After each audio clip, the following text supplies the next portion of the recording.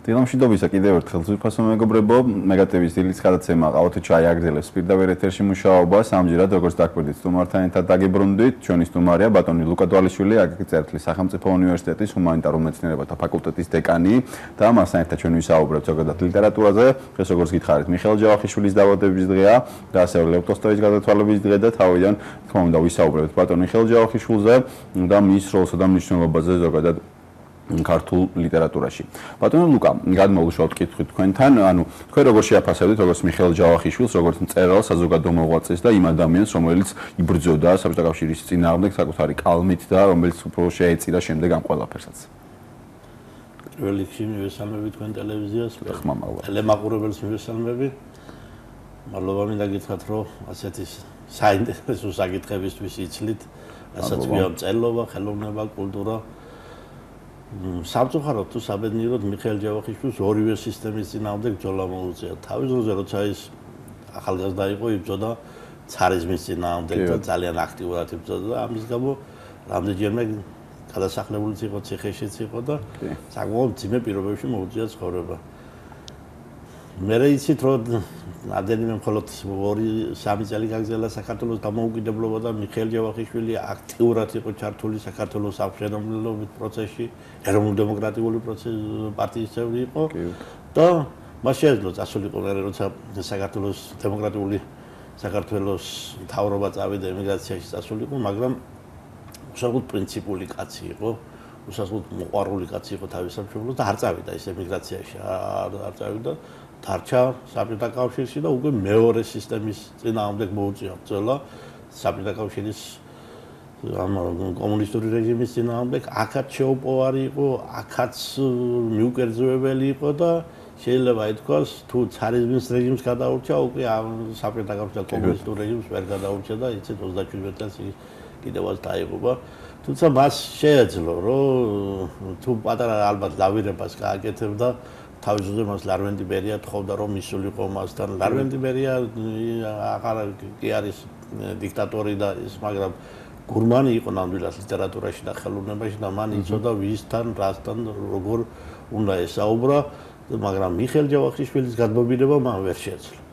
ხო, მიუხედავად იმისა, რომ უსაზღვროდ აფასებდა მიხეილ ჯავახიშვილის პატივცემდა, მაგრამ მაინც მას უნდოდა მიხეილ ჯავახიშვილი გაეხადა როგორც რეჟიმის ერთი დამქაში, როგორც ერთი წევრი, მაგრამ ეს ვერ მოახერხა და სწორედ ამ პრინციპში ამას შეეწირა მიხეილ ჯავახიშვილი, თუმცა მანამდე მისი ცოლი, ბერიას ცოლი, რამდენჯერმე ეუბნება, რომ აი თქვენ წიგნებს როგორი სიამოვნებით ვკითხულობთ სახე და ლარვენტი როგორი ყურადღებით ისმენს და მოდი გვესტუმრეს სადილზე. არ ესტუმრა სადილზე, არ მივიდა ესე, არ და სწორედ ალბათ ამის გამო პრინციპული კაცი იყო. მიუხედავად იმისა, რომ ფიზიკურად სუსტი ადამიანი იყო, საოცრად ესე პრინციპული იყო და რაღაც თავადური ჟინი და შემართება იყო მასში. მე მინდა ტელემაყურებელს უთხრა, რომ სამწუხაროდ ხშირად ხდება, რომ კულტურის მუშაკების და ხელოვნების შესახებ სანახევროდ კითხულობენ. ამაგალად ბევრ ბიოგრაფიულ ლექსიკონში წაიკითხავთ, რომ მიხეილ ჯავახიშვილი არის ადამაშვილი, მისი ნამდვილი გვარი არის ადამაშვილი. შეუჯახაშვილისაც წაიკითხე უფრო მათ წაიკითხე და უნდა თქვა, რომ მიხეილ ჯავახიშვილი თავის მოგონებებში წერს, რომ ჩემი წინაპრები ყოფილან ჯავახიშვილები, ქართლში ყოფილან უცხოვრიათ, მაგრამ ქართლში შემოგვდობია კაცი, გადასულან ქიზიყში და შეუცვლია გვარი და ტოკლიკაშვილი. ესე იგი ჯავახიშვილი გახდა ტოკლიკაშვილი, მერე იქიდან გადმოვიდნენ ბორჩალოს რეგიონში, ახლანდელ მარნეულში და იქ უკვე ადამი ყოლია კარგი წინაპარი და უკვე ადამაშვილებად. ესე იგი მიხეილ ჯავახიშვილი არაფერი არ ფსევდონიმი არის, ესა მისი ნამდვილი გვარია, ჯავახიშვილია მისი ნამდვილი გვარი, მაგრამ გარკვეული დევნის აცილების მიზნით მისმა წინაპრებმა შეიცვალეს და ხდებოდა ხოლმე. ეს აუცილებლად უნდა იცოდეს ტელემაყურებელმა და ზოგმა ხომ ხშირად გამიგონია რომ მიხეილ ჯავახიშვილი და ჯავახიშვილი ტოკლიკაშვილი ყოფილა. არ ყოფილა, იმიტომ რომ მისი ნამდვილი და მიხეილ ჯავახიშვილის საგანგებოდ რომ მე აღვიდგინე ჩემი წინაპრების გვარი. ხარ როგორც გვემზანეთ ირაკლი ბატონო, ესე მიხეილ ჯავახიშვილის როლი ქართულ მწერლობაში განუზომლად დიდია და რაოდენ გულსატკენია, რომ მისი სიცოცხლე ხელოვნურად ნაადრევად რომ არ შეეწყვიტა, რამდენი ლიტერატურული განცდი დაგვრჩებოდა ჩვენ. ფაქტიურად მიხეილ ჯავახიშვილი მაშინ მოკლეს, როცა მწერალი თავისი ასაკით, გამოცდილებით და განათლებით არის ესე მწვერვალზე არის და ეს მწვერვალი უკვე უცებ დაენთხა და რა დაუკარგეს, რა განძი დაუკარგეს საქართველოს. ეს საოცარი კაცი იყო თქვენ ახლა ჟურნალისტებისთვისაც ძალიან საყურადღებო გახლავთ იმის გამო. ისე თავიდან ბოლომდე ტრაგიკული ბედის ადამიანი იყო. თქვენ ისეთ ის ჯერ წინამძღვრიანთ კარის სკოლაში სწავლობდა, მერე ყირიმშიც გადავიდა, სასოფლო-სამეურნეო სასწავლებელი იყო და უზარმაზარი ტრაგედია მოხდა მის ოჯახში, რომ ავაზაკებმა დედა და დამოუკლეს. Mama am ambos შეეწირა და ფაქტობრივად მიხეილ ჯავახიშვილი ესე ამაზე დიდი ტრაგედია რომ უნდა იყოს კაცოცხლო დარჩა სულად მარტო მიუსაფარი და მაგრამ ბედიც ქონდა ახლა ბედი ძირითადში აი ესე ფატალური გაგებით რომ კავშირდები მე და რას ბედი მაწერია მაინც მსტურობს ასე არ შეიძლება ხო მიხეილ ჯავახიშვილმა არ შეუწყვეტია ბრძოლა არ შეუწყვეტია აქტიობა და თუ ამ ხრივ არ ქონდა ბედი მეორე ხრივ კაი ბედი დაყვა პირველივე ნაწარმოებები ჩანჩურა 23 წელს იყო როცა გამოაქვეყნა მან პირველივე ნაწარმოებებით ის ქართული მკითხველის სიყვარული დაიმსახურა და ცნობილი გახდა თქვენ იცით რომ წელობაში ხშირად ხდება ძალიან ბევრი არა მარტო ქართული საქართველოში არამედ სოფლიოში ძალიან ბევრი უაღრესად ნიჭიერი მწერლის ნაწარმოები ვერ მიიღო, ვერ გაიგო მკითხველმა და მერე 10, 15, 20 წლის მერე ჩამოიღეს. თორემ ეს როგორ გამოგჩა მხედველობზე. მიხეილ ჯავახიშვილი, ისევე როგორც დავით დაშვილი, პირველივე ნაწარმოებით მიიღო მკითხველმა. თორა ქართულ წერილობაში ვიცი, ჩვენ მეორე სახალე რომ საკმაოდ ნიჭიერი ხალხი იყო, მაგრამ ძალიან დიდი დრო დაჭირდა რომ ის მკითხველს ეცოდა აღიარებია ხო მკითხველის გარეშე ისე როგორც თეატრი მაყურებლის გარეშე ფეხბურთი მაყურებ ხო არაფერი ვერ არის წერალი და თუმცა უცნაური პრინციპების კაცი იყო მე ირაგლებად როცა მკითხულობ მის აი მაგალითად ჟურნალისტურ მოღვაწეობას განცვიფრებული ვარ ეს ახალგაზრდა კაცი 23 წლის კაცი ჯერ არის განსაკუთრებით საინტერესოა მისი ესე გლეხის გაზეთ გლეხის რედაქტორი იყო და სოციალურ თემებზე, პატრიოტულ თემებზე განსაკუთრებით იმპულსირებდა, აქტიურობდა და როგორი სიღრმეა მის წერილებში, ეს სერია გამოაქვეყნა, გაზეთ გლეხის რედაქტორი იყო და სერია იყო გლეხის ცხოვრების შესახებ და მიკვრის რომ ასე ახალგაზრდა 24-25 წლის კაცმა საიდან ამდენი განათლება, საიდან ასეთი წერის კულტურა, საიდან ასეთი დახვეწილი მანერები, ხო?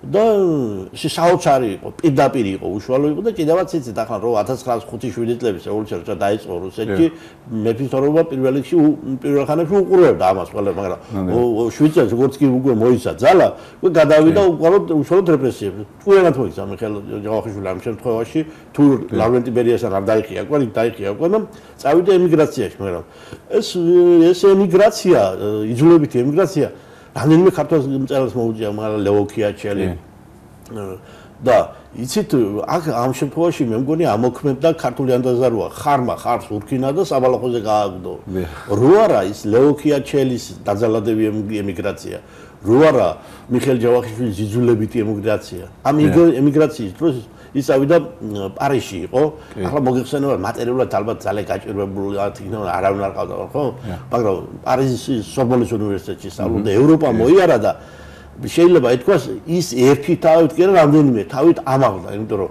მარტო ქართული გამოსახედი გულწრფელად რომ თქვა ალბათ ვერ კმარა მსოფლიო კულტურა ისე შეიმეცნდა გაითავისუფლა და მან ესე იგი ამ შემთხვევაში ლეო ქიაჩელმას და მე თავის დროზე კონსტანტინე გამსახურდიან ხო ის ევროპისგან შემოხედვა ამ რეალობას სულ სხვანაირ პიროვნებად აქცია ეს და ტრაგიკული კაცი იყო მე 1909 წელს სვისი პასპორტით დაბრუნდა ისევ დააპატიმრეს მე 1913 წლამდე საქართველოში ცხოვრება აუგზალეს და მე 14 წლიდან იწყება არეულება და ცოტა რბილდება რეჟიმი და ამის მერე მიხეილ ჯავახიშვილი აქტიურად არის საქართველოს ცხოვრებაში ჩართული, მაგრამ უცნაური ბედის კაცია იმითაც და თვითონ როგორც კულტურის წარმომადგენელი უცნაურია რომ ფაქტიურად მან თავის თავს მოუწყო ლიტერატურაში ხელოვნური თამაშგარაი მდგომარეობა.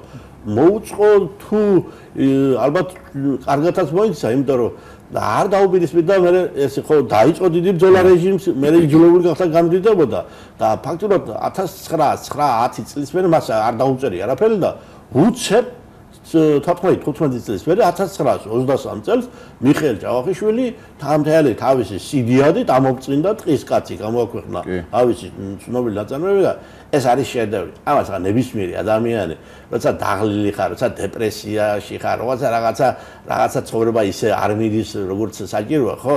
ამას რომ წაიკითხავ ტყის კაცს, ხო? ეს არის ნაწარმოები არა, ეს სიმფონია, მუსიკა არის რაღაცა. საოცარი მშვიდდები, დაწყნარდები, დასტაბილურდები და ამის მერე მიხეილ ჯავახიშვილი იწყებს ირაკლი ბატონო საოცარი, ესე იგი პერმანენტულად აქვეყნებს ამ რომანებს და რომელი ჟანრი გინდა ლიტერატურაში, რომანებში, რომ მასე ავანტურისტული რომანი, რეალისტური რომანი, კვაჭანტირადი, ჯაყოს ხიზნები, მაგრამ მე ვფიქრობ, შეიძლება მე ვცდები თვითონ და მაგრამ ჯერ კიდევ მიუხედავად იმისა, რომ მიხეილ ჯავახიშვილის შემოქმედების შესახებ ბევრი ერაკლი ძალიან დაწერილი და ბევრი საინტერესო მკვლევარი შეეყოლა, ხო? მიხეილ ჯავახიშვილი მე მგონი კიდევ ველოდება თავის მკვლევარს, მის ბიოგრაფიაც ალბათ გასარკვევი იქნება, ბიოგრაფიაც აუცილებელია მიუხედავად იმის ამ ბოლო პერიოდში ლიტერატურსადნეები ვითომ აი მე მგონი ეს კეკლუცი არის რომ ბიოგრაფიას ცოტა მეორე პლანზე მეორე ადგილას გადააგდა არადა ეს ყოველად შეუძლებელია არის ბიოგრაფია ჩემი აზრით ხო ვერაფრით ვერ ჩავწვდები ღრმად და საბოლოოდ იმიტომ რომ ჩვენ მოვდივართ ჩვენი ცხოვრებიდან წერალი რასაც წერს ან თვითონ განიცადა ძალიან ეთკინა ან გაუხარდა ან ვიღაცა მისახლობელიდან ხო ამის გარეშე ისე როგორც აი galaktionova იყო ჩვენი მეჩი ახლა და ძალიან აი ხო galaktionis legs მატარებელი დუხს როგორც ლავა მატარებელი 5 წუთში გავა და მიაქვს მისი გულის ნაწილი თუ არის ცოლი გადაუსახლეს ვერ გაიგებ რა მატარებელზე კი არის ის კაცი legs მატარებელს მიყავს მისი გულის ნაწილი ბატონო ახლა ჩვენ ეთერში გადის აი ჯაყოს ხიზნების დადგმა თეატრალური დადგმა და აი ჯაყოს ხიზნებზეც რო ვილაპარაკოთ ცოტა იმიტომ რომ ჯაყო იყო სახე იმ რეჟიმისა რომელსაც ცხოვრობდა და იმ მადლობა ირაკლი ბატონო ამ შეკითხვისთვის იმიტომ რომ მაინც მიხეილ ჯავახიშვილის ხო ახლა ესეთი შედევრებია კარცენავარაბდელი გივიშადური ჯაყოს ხიზნები ხო მაგრამ ჯაყოს ხიზნები მე მგონი საეტაპო ნაწარმოებია და მე მგონი კიდე 1000-ი რაღაცა ინტერპრეტაციას უძებნის მას მკითხველი და მკვლევარი მაგრამ თავარი მე მგონი მაინც ჯერ კიდევ არ თქმულა ჯაყოს ხიზნების შესახებ იმიტომ რომ სამწუხაროდ ამ ბოლო ხანებში ყველას ხედავ ისევ იძალა ქართულ რეალობაში ნიჰილიზმმა მწერლობის მიმართ. არადა მწერალი არის წინასწარმეტყველი. ჩემი ყველაზე დიდი წინასწარმეტყველია და მიხეილ ჯავახიშვილი ამ ნაწარმოებით იწინასწარმეტყველა საქართველოს ხვალინდელი მდგომარეობა. რა იწინასწარმეტყველა? ესე გითხრა ამ კაცმა დაბეჭდები და დარწმუნებთ რომ ქართული თავადაზნაურობა და მისი წარმომადგენლები დაადგენ დეგრადაციის გზას და ქართული თავადაზნაურობა იყო ის ნაწილი, რომელსაც ის ინტელექტუალური ნაწილი, რომელსაც ერისთვის უნდა ემესწრეურა, ემეთაურა და განვითარებისები დაენახა, ხო? და ვიცით ის როგორ დეგრადირებული არის, ეგერ თეიმრასხევის თავი. და ამ დროს მიხეილ ჯავახიშვილმა დააფიქსირა და გითხრა, კაცო, გითხრა, რომ ესე იგი არა მარტო გონიერს და ემას, ხო, ნებისმიერი უკაცრავად სულელიც უნდა მიფარიყო, რომ უზარმაზარი საფრთხე მოდის უკვე კავკასიის მთების იქედან. ეს არის რომ რუსული ეთნოსი დაიძრა და გადმოდის იქედან და აი ჯაყო ჯერ მოჯამაგირია. მე წაართვა ყველაფერი ჭადო მიხეილ ჯავახიშვილის ეს ნაწარმოები იყო ქართული საზოგადოების გაფრთხილება რომ ისინი ფრთხილად უნდა ყოფილიყვნენ მობილიზებული უნდა ყოფილიყვნენ იმისთვის რომ ის რუსული ეთნოსი იკევდა ნელ-ნელა ქართულ მიწებს და რაც მიხეილ ჯავახიშვილმა 1923 წელს წერილობით ლამაზად მხატვრულად ჩამოგვიყალიბა ჩვენ აგერ ზუსტად 80-90 წლის მერე როცა სამაჩაბლოს კონფლიქტი დაიწყო გაცხადდა იმის იგი აი თავის დროზე როცა ამან მხატვრულად და პირდაპირ გითხრა რომ აი უზარმაზარი საფრთხე მოდიოდა იქედან თავის დროზე რომ ქართული საზოგადოება გამოფხიზლებული იყო მაშინ ეს არ მოხდებოდა აქ ახლა მთავარი ახლა ზოგი ვითომ რაღაცა სამწუხაროდ ერთნაირი პორნოგრაფიული მომენტი იტაცებს ხო მაგრამ აქ მთავარი მწერალმა გაფრთხილება გააკეთა რომ ის თუმცა მე იმასაც ვეუბნები ბავშვებს რომ აი ზოგი მწერლობაში რო სახელი დამკვიდროს ირაკლი ბატონო განსაკუთრებით ადრე იყო ადრე ცოტა ისეთი პორნოგრაფიული ელემენტი შეიტანა თავის ნაწარმოებებში და ვინსაც კითხვა არ უყვარდა ხო ეთქოდა წაიკითხე შეხედე რა წერია ახლა ამითაც ვერ გააგვირებ კითხვებს ხო მაგრამ ამას აკეთებდა ისეთი მწერალი, რომელსაც პოპულარობა არ ქონდა და არ იყო ცნობილი, მაგრამ მიხეილ ჯავახიშვილი ძალიან ცნობილი კაცი იყო და მაშინ ისმის ირაკლი ბატონო კითხვა. რატო შეიტანა მან ასე დეტალურად ქალისა და კაცის ურთიერთობა? ესეც სწორი არის, რატო შეიტანა დეტალურად. ხო შეიძლება ერთი სიტყვით ეთქვა, რომ იმ ღამით დათმა, ჯაყომ, იძალა და მარგოჟი. ყველაფერს ვიფტოვოთ, მაგრამ არა, ვერ ვიფტოვოთ. მარგო ამ დროს არის 40 წლის ქალბატონი, რომელსაც უკვე 40 წლის ადამიანს უკვე სტანდარტულად ჩამოყალიბებული აქვს თავისი ცნობიერება და მსოფლმხედველობა. იმას აღარ მეც აღარ ესა კონსერვატორული ასაკი რო იწყება, ადამიანს რო დაუდებ მე ფაქტს რომ შენ ამდენ გეჩიჩინოდნენ, ასე კი არა, ასე ყოფილა, იძულებული იქნება დაგთანხმდება, მაგრამ ძვალში და ხორცი ის აქ მას გაბრინელება. მარგომ ირაკლი ბატონო მენტალიტეტი შეიცვალა იმ ღამის მერე. იმიტომ რომ ის ნაკაცარი თეიმრას ხევითავი ფარხურობდა ქალთან არ ქონა არაფერი ურთიერთობა და ქალმა ჩათვალა ალბათ ყველა კაცი ასეთია მაგრამ მომდეოს ტელეფონურებელმა მაგრამ აღმოსატებელიც აქ არაფერია რომ მან ჯაყომი ველურმა კაცმა ქალში გააღვიძა ქალი და იქ ნახეთ განთიადის სურათი უკვე 40 წლის ქალბატონი განთიადს და ცხოვრება სხვა თვალით შეხედა ხო და ჩემთვის რატო დაწერა ჩემთვის როგორც მკითხველისთვის ყოველად დაუჯერებელი იქნებოდა ის რომ ერთ ღამეში ქართული ტრადიციული მენტალიტეტის მქონე ქალბატონმა ერთ ღამეში 180 გრადუსიანი კუთხით შეიცვალა თავისი ცნობიერება. ვერ შეიცვლიდა, მაგრამ აი იმ დეტალების მერე მე წმუნდები.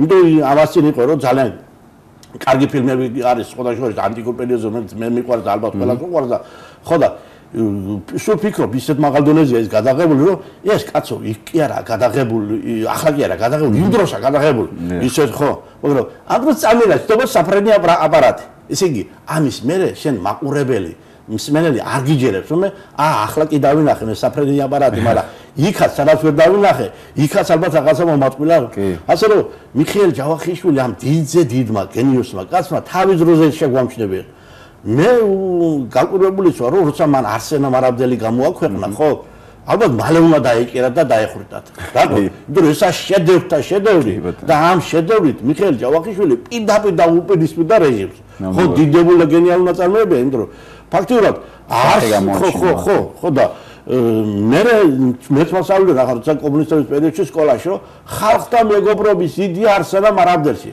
ხალხთა მეგობრობის იდეა კი არა ირაკლი ბატონო იქ თავარი არის საქართველოს პოლიტიკური ორიენტაცია. საქართველოს პოლიტიკური ორიენტაცია თავარი და ეს არის ახლა მეორე ხარისხოვანი თემას ხელოვნურად აქცევდნენ თავრად. რომ საქართველოს პოლიტიკური ორიენტაცია. როგორია საქართველოს პოლიტიკური ორიენტაცია? საშილა და რუსი და კათოლიკი. არსენა მარაბდელში. ის რომ გლეხები, ქართველი გლეხი განსუფრებულია, ცემატყება და გაჭირვება კი არ უყვის, მაგრამ როგორ შეიძლება ქართველი გლეხი რომ წამოაწვინოს საზოგადოების წინაშე გააშიქრო და როსგიცემო. აი ეს ტკივა მას. ეს მოიტანა რუსმა, მოიტანა სამწუხაროდ პირველი გამისუფლება და ამით ესე იგი მან გააშიქლა არა მარტო რეჟიმი, არამედ ის რომ ის დამპყრობელი რომელიც მოვიდა რაღაც ველურ უხეში ძალა იყო და დამპყრობელიც არის და დამპყრობელიც არის და ამიტომ მე გაკურებული ვარ რომ რატო თავის დროზე რეჟიმ არ დაბლოკეს იმიტომ რომ ეს იყო ეს ნაწარმოები არსენა მარაბდელი არის ერთ-ერთი ყველაზე ოპოზიციური ხასიათის ნაწარმოები და საოცარი კაცი არის ტრაგიკული ბედის კაცი არის და ამიტომ თუ უნდა ქართველ მკითხველს ჩვენ თავში თქვით რომ ცოტა ჩვენი ცხოვრების გამო ცოტა რაღაცები ან პირადული უბედობის გამო რაღაცა ნერვები დაიშვიდოს დაიწყნაროს და მიიღოს უზარმაზარი სიამოვნება განსაკუთრებით თქვენ თაობას ურჩევდი მე რომ უნდა წაიკითხოს მიხეილი რაღაცა თბილი და საოცრად მაღალი დონის კლასიკოსი არის მე აქ მეორე მომენტიც არის ალბათ ირაკლი ბატონო ყურადღება მისაქცევი რადგან მიხეილ ჯავახიშვილმა ერთი პერიოდი აი როცა ქუთაისში მოვიდნენ ეს დიდზე დიდი ხალხის სიმბოლისტები და თქვენს რომ თქმის დრო თავარი არის და არსებითი არის სიმბოლოთი უფრო კარგად გამოიცემა სათქმელი ვიდრე ის ხო და ამ სიმბოლოში ბევრი რაღაცები მე ბუნდოვანი და გაუგებარიც იყო და მიხეილ ჯავახიშვილმა ყველას დაამტკიცა რომ ქართული სიტყვა არ გაცვეთილა ქართული სიტყვა შაბლონში არ მოქცეულა სტანდარტში არ მოქცეულა და მიხეილ ჯავახიშვილი არის ის რეალისტი მწერალი რომელმაც ჩვეულებრივი ქართული დალაგებული კლასიკური დახვეწილი მეტყველებით ყველას დაამტკიცა რომ არაფერი სიმბოლისტი და არაფერი მოდერნიზმი ის ჩვეულებრივი ქართული ენის წიაღს ბუნებას იმდიდრეს თუ ფლობ შენ ხო მაშინ იოლად შეგიძლია მკითხვა მე არ მინახია გალაქტიოზეც კი მინახია ზოგიერთი განათლებული ადამიანი რომელიც ამბობს რა არის მისი პოეზია მაგრამ მიხეილ ჯავახიშვილის შემოქმედების შესახებ არ მინახია არც განათლებული და გაუნათლებელი ადამიანი რომელსაც წაკითხული ქონდეს მის ნაწარმოებები და ეთქვას რომ სუსტი ნაწარმოებია ხო გენიოსებზეც კი ხო ამიტომ კიდევ ერთხელ თქვენ მადლობა რომ ასეთ კაი საქმეს აკეთებთ მიხეილ ჯავახიშვილის აკითხვა და გაცნობიერება თვითონ მიხეილ ჯავახიშვილს კი არ ჭირდება კიდევ ერთხელ ჩვენ ჭირდება ქვეყანა ჭირდება იმიტომ რომ იქ ბევრი რაღაცეები ისეთი რაღაცეებია ორიენტირებული შტრიხები მოხაზული რომ ქვეყნის საომავლო განვითარებას ადგენება წარდგება ჩემს სულიერებას ჩვენ სულიერებას იმიტომ რომ სოციალურ თემაზე ყოველთვის მიხეილ ჯავახიშვილი აქტიურად რეაგირებს რომ ადამიანი პატარა ადამიანი კურკას ქორწილი მეჩექმე გაბო ჩანჩურა ხო საოცრად და გეუბნება ეს რომ აგერო ადამიანი აგერო შეყურადღებას არ აქცევს მხოლოდ დაცინის საგანი არის მხოლოდ აგდების ახირების ხო გეუბნება ისიც შენაირი ადამიანი მასაც შენაირად ტკივა მასაც შენაირად ცივა და ისიც თავი ისიც შენაირად განიცდის და მიაქცია მას ყურადღება იმიტომ რომ არავინმა არ იცის ცხოვრების ბედის ჩარხის ტრიალი ვისაც აიყვანს და ამიტომ ადამიანებმა უნდა ვისწავლოთ ეს ამის თავი ბატონო ლუკა ბოლოს შეკითხვას დაგისვამთ ტრანს რამდენიმე წუთი გვაქვს დარჩენილი თქვენი აზრით არის თუ არა ის განათლების სისტემაში აი ესე წარმოდგენილი მიხეილ ჯავახიშვილი როგორც მას ეკადრება და აი მხოლოდ ერთი ნაწარმოები თუ შეიძლება აი მოსწავლემ და ზოგადად აი სკოლის მოსწავლემ და შემდეგ აბიტურიენტების პერიოდში გადიან ისინი უშუალოდ ამ ნაწარმოებებზე თუ არის შესაძლებელი ამ ერთი ნაწარმოებით ზოგადად ჯავახიშვილის სახის შექმნა როგორც ასეთი მწერლის შეიძლება ითქვას ირაკლი ბატონო ქართულ ჩვენ ამ დამოუკიდებლობის მე მეტისმეტად სამწუხაროდ შემოვწყერით ქართულ ენას ფაქტიურად ქართული ენა აღარ ისწავლება ლიტერატურის საქმე ამ შემთხვევაში უფრო უკეთესად და უკეთესად ისწავლება ქართული ლიტერატურა ყოველ შემთხვევაში სკოლაში მეტი ადგილი უნდა ეთმობოდეს მიხეილ ჯავახიშვილს იმიტომ რომ ადვილად გასაგები მწერალია და ამბროს საოცარი სიღრმეები აქვს თუმცა უმაღლეს სასწავლებლებში უკვე მიხეილ ჯავახიშვილი უფრო კარგად ისწავლება მაგრამ სკოლაში აუცილებლად მიხეილ ჯავახიშვილის ნაწარმოებების ანალიზი იმდენადაც არ გაუჭირდება იმიტომ რომ იქ არ არის სიმბოლოები არ არის ბევრი დაშიფრვა არ არის რაღაცა ქვეტექსტების საძიებელი ქვეტექსტები ჩვენ ვთქვით რომ აი ახლა რომ ჯავახიშვილს ვისაუბრეთ ხო იქ ახლა მასწავლებელი თუ მიცემს მას მიმართულებას მოყავს მე იოლად გამოყვება ის ხო ბევრი ტვინის ჭყვეტაც არ არის ახლა ხელოვნების მუშაკმა კი არ უნდა დატანჯოს კაცო კინოს მაყურებელი არის ლიტერატურა ასე თუ რებუსებით იქნა ყველაფერი იმან ის მან სიამოვნებაც უნდა მიიღოს და ინტელექტიც უნდა ამარდეს მისი იმიტომ რომ პოეზია პირველადმე სიბრძნის ერთი დარგი ესე ხელოვნება მწერლობა ყველაზე დიდი სიბრძნის დარგი არის და თუ ახლა ტანჯვის გზით მიმიყვანეს ეს ხო მე მოძულდება მოსაბეზრებელია ხო და მიხეილ ჯავახიშვილი ახერხებს ყოველგვარი ტანჯვის ყოველგვარი ისე რევენანსებისა და აი კოსმეტიკის გარეშე უშუალოდ მოვიდეს და ძალიან თბილი განწყობილება დაუმკვიდროს მკითხველს და ძალიან კაი დიდი მწერალი არის, კარგი მწერალი არის და ალბათ თუ ახალი თუ ძველი თაობა კიდევ ერთხელ მიუბრუნდებით მიხეილ ჯავახიშვილს კიდევ ერთხელ ვაბობთ რომ მიხეილ ჯავახიშვილის მწერლობაზე კარგი წამალი მოუწყობელი თუ მოწყობელი ცხოვრებაში არ არსებობს რომ გამშვიდებს რა ეს არის ესე იგი ესეთი უფასო აბი რომელიც შეგვიძლია მიიღოთ ძალიან დიდი მადლობა ბატონ ლუკას სტუმრობისთვის. შეგახსენებთ ჩვენი სტუმარი იყო ბატონი ლუკა დვალიშვილი, აკაკი წერეთლის სახელმწიფო უნივერსიტეტის ჰუმანიტარულ მეცნიერებათა ფაკულტეტის დეკანი. ჩვენ ვისაუბრეთ ლიტერატურაზე ზოგადად და მიხეილ ჯავახიშვილზე, რადგან დღეს მისი დაბადების დღე გახლავთ. ახლა კი თქვენ შეგიძლიათ ნახოთ მცირე დოკუმენტური მასალა მიხეილ ჯავახიშვილის შესახებ, ხოლო მე უკვე დაგემშვიდობებით ხვალდილამდე, ხვალდილით კი 9:30-დან ისევ შემოგიერთდებით და განმოგრძოთ საინტერესო და მრავალფეროვან ეთერს. დროებით.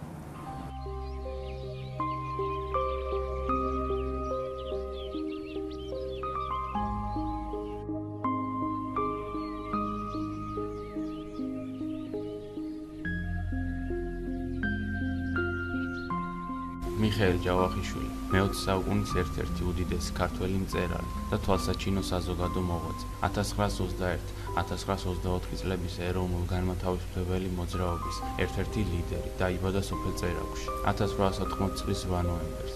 მიხეილ ჯავახიშვილი სწავლობდა ჯერ წინამძღვრიანთკარის, შემდეგ ყირიმის სასოფლო-სამეურნეო სასწავლებელში.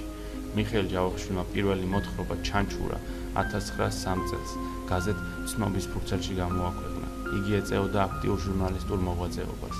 იყო გაზეთების ივერიისა 1904 წელს და გლეხის რედაქტორი 1906 წელს. მწვავე დაკრიტიკებდა მეფის ხელისუფლებას რეპრესიების გამო.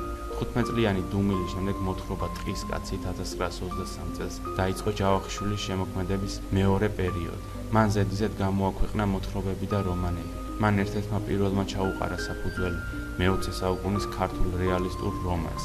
შექმნა ავანტიურული კვაჭი კვაჭანტირაძე 1924, სოციალური ჯაყოს ხიზნები 1925, სათავგადასავლო გივი შადური 1928, ისტორიული არსენა მარაბდელი 1923-1926 წლებში. წერალს განსაკუთრებით იზიდავდა სოციალური უთანასწორობის, წინააღმდეგ ბრძოლისა და საზოგადო ცხოვრების რევოლუციური გარდაქმნის რთული ეპოქა. იგი იყო საქართველოს ეროვნულ-დემოკრატიული პარტიის ერთ-ერთი დამფუძნებელი და შედიოდა ამ პარტიის მთავარ კომიტეტში. აქტიურად მონაწილეობდა 1924 წლის აგვისტოს აჯანყების მომზადებაში. საბედის წერო აღმოჩნდა 1927 წელი. 1937 წლის 22 ივლისს წერალთა კავშირის შენობაში თავი მოიკლა პაოლო იაშვილმა. კავშირის ხდომამ მიიღო რეზოლუცია, რომლითაც პოეტის საქციელი ანტისაბჭოთა პროვოკაცია ჩერაცხა. ჯავახიშვილი ერთადერთი ადამიანი იყო, რომელმაც პოეტის გამბედაობას მხარი დაუჭირა. 4 დღეში, 26 ივლისს, კავშირის პრეზიდიუმმა კენჭისყრით მიიღო გადაწყვეტილება.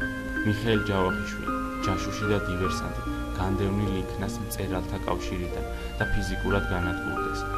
1937 წლის 14 აგვისტოს დააპატიმრეს და ბერიასთან დასწრებით წამების ქვეშ ხელი მოაწერინეს აღიარებას. სასჯელი აღსასრულში მოიყვანეს დახვრეტით. მოგვიანებით მისი ძმაც დახვრიტეს. მეუღლე კი გადაასახლეს. მიხეილ ჯავახიშვილის ნაწარმოებებზე ცენზურა მხოლოდ 1950-იანი წლების ბოლოს მოიხსნა.